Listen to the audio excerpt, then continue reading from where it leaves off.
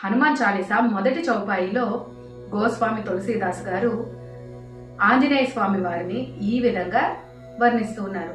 జై హనుమాన్ జ్ఞాన గుణ సాగర, జై కపి సతిహు లోక ఉచాగర. ఓ హనుమాగరమంతా అంటే సముద్రమంతా జ్ఞానము గుణము కలిగిన వాడా, నీకు జయము కలుగుగాక, ముల్లోకాలలోనూ నీకు జయము కలుగుగాక అని వర్ణిస్తూ ఉన్నారు.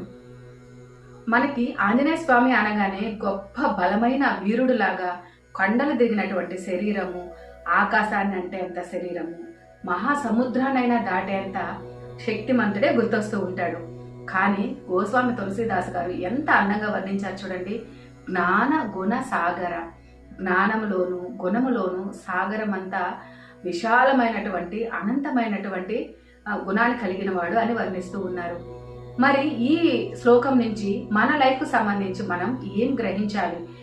హనుమంతుడంతా జ్ఞానము అంతటి గుణము మనకి లేదు, కానీ మనకున్న ఈ చిన్న జీవితాన్ని అర్థవంతంగా నడిపించుకోవడానికి ఈ హనుమాన్ చాలీసాలను మొదటి శ్లోకంలో మనం గమనించాల్సింది, ప్రతి వ్యక్తి జ్ఞానంతో అదే విధంగా గుణముతో ప్రవర్తించాలి. జ్ఞానం ఉన్నంత మాత్రాన గుణం ఉంటుందని అనుకోలేం కదా.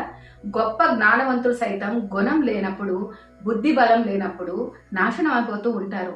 రామాయణంలోనే తీసుకుందాం, రావణాసుడు ఎంత జ్ఞానవంతుడు, ఎంత పండితుడు, కానీ తనలో ఉన్న ఒక్క చెడు లక్షణం వల్ల నాశనం అయిపోయాడు. మన లైఫ్ లో కూడా మనం డెవలప్ కావాలంటే నాలెడ్జ్ చాలా ఇంపార్టెంట్.